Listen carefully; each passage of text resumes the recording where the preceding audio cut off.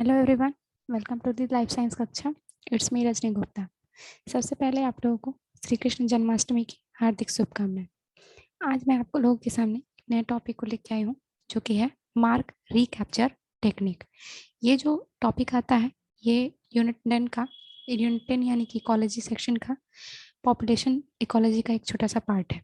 ठीक है, तो चलिए हम समझेंगे इस टॉपिक के बारे में। ओके, तो सबसे पहले हम समझते हैं कि what is the mark recapture technique. तो अगर इस टेक्निक की हम बात करें,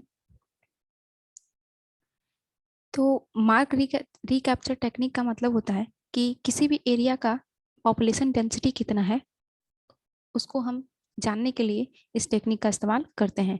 पॉपुलेशन डेंसिटी का मतलब यहाँ पे पॉपुलेशन की साइज से है, मतलब कि उस पॉपुलेशन में कितने नंबर ऑफ इंडिविजुअल प्रेजेंट है।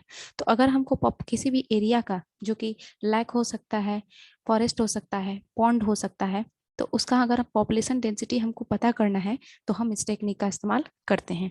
ठीक है, मार्क का मतलब है यहाँ पे कि टैग ऐड करना। ये टैगिंग जो होती है हर एक एनिमल में की जा सकती है। ठीक है, अब इसको इसको हम एग्जाम्पल के थ्रू समझते हैं। तो यहाँ पे अगर बात करें कुछ बेसिक स्टेप की कि क्या क्या हमको इस टेक्निक में हम स्टेप लेने पड़ते हैं, उसके लिए हम देखते हैं। तो सबसे पहले हम कुछ नंबर ऑफ इंडिविजुअल का रैंडम कैप्चर करेंगे। उसके बाद उस पर उनको क्या करेंगे, मार्क करेंगे। जितने भी इंडिविजुअल को हमने कैप्चर किया है उसको हम मार्क करेंगे, और मार्क किए हुए सारे कैप्चर इंडिविजुअल को वापस से हम रिलीज कर देंगे उनके एरिया में। उसके बाद से फिर से कुछ समय बाद, मतलब कि क्या करेंगे, हम उन्हें फिर से रिकैप्चर करेंगे। और इस रिकैप्चरिंग में कुछ हमको मार्क भी मिल सकते हैं और कुछ हमको अनमार्क भी मिल सकते हैं। तो यहाँ पे इस टेक्निक को यूज करने के लिए एक फॉर्मूला आता है, जो कि है हमारा capital N is equal to S1 into S2 upon M2। यहाँ पे N की बात करें, यानी कैपिटल N की बात करें, तो कैपिटल N हमारा होता है टोटल पॉपुलेशन साइज।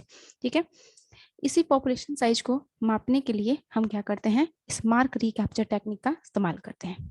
S1 जो है हमारा, वो हमारा सैंपल 1 होता है, जो कि पहली बार में हमने रैंडम कैप्चरिंग की होती है। और S2 जो हमारा होता है वो हमारा रिकैप्चर वाला नंबर होता है, मतलब कि दूसरी बार में जो हमने रिकैप्चरिंग की है, जिसमें हमको मार्क और अनमार्क दोनों मिले हैं, वही हमारा सैंपल 2 होता है। अपान में जो M2 है, वो हमने रिकैप्चरिंग करने में जितने भी हमको मार्क नंबर ऑफ इंडिविजुअल मिलते हैं उसको ये शो करता है। ओके, तो अब एक एग्जांपल से हम समझते हैं इस पूरे फॉर्मूले को। तो यहाँ पे अगर बात करें, तो जैसा कि मैंने शो किया है, यहाँ पे एक पॉन्ड है। पॉन्ड में मान लीजिए कुछ फिशेज हैं। हमको जानना है कि इस पॉन्ड में टोटल फिशेज की जो डेंसिटी है वो कितनी है। तो इसके लिए हम सबसे पहले क्या करेंगे, कुछ नंबर ऑफ फिशेज का रैंडम कैप्चरिंग करेंगे। रैंडम कैप्चरिंग मान लीजिए हमने 100 नंबर ऑफ फिशेज को रैंडमली कैप्चर किया।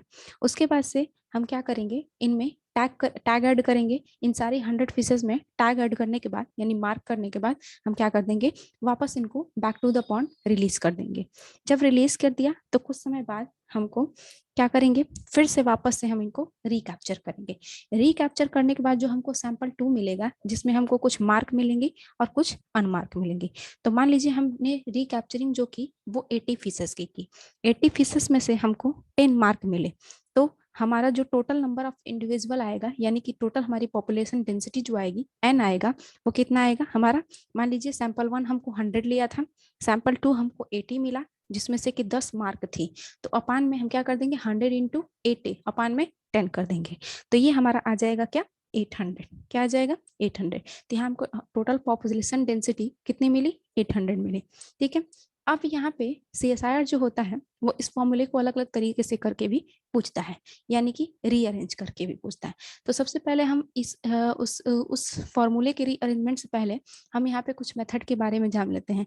मतलब कि ये जो मार्क रिकैप्चर टेक्निक है, इसको अलग अलग नाम से भी जाना जाता है, जैसे कि कैप्चर रिकैप्चर, या फिर कैप्चर मार्क रिकैप्चर, या फिर मार्क रिकैप्चर, या फिर साइट रीसाइट, या फिर मार्क रिलीज रिकैप्चर, या फिर मल्टीपल सिस्टम एस्टिमेशन के थ्रू भी जाना जाता है। अच्छा, एक चीज मैं आपको यहाँ पे क्लियर कर दूं, यहाँ पे जो हमें टोटल पॉपुलेशन डेंसिटी मिल रही है, यानी कि जो नंबर ऑफ पॉपुलेशन साइज हमको मिल रहा है, वो एकदम एक्यूरेट वैल्यू नहीं होगी, वो हमारी एस्टिमेटेड वैल्यू आएगी। मतलब कि जो पॉपुलेशन साइज आएगी वो एक अनुमानित संख्या होगी, ना कि एक्यूरेट वैल्यू। ओके, तो अब हम चलते हैं rearrangement of formula of mark recapture technique. तो यहाँ पे मैंने फॉर्मूले को दो तरीके से रिप्रेजेंट किया है। हम इस तरीके से भी फॉर्मूले को रख के अपने क्वेश्चन को सॉल्व कर सकते हैं।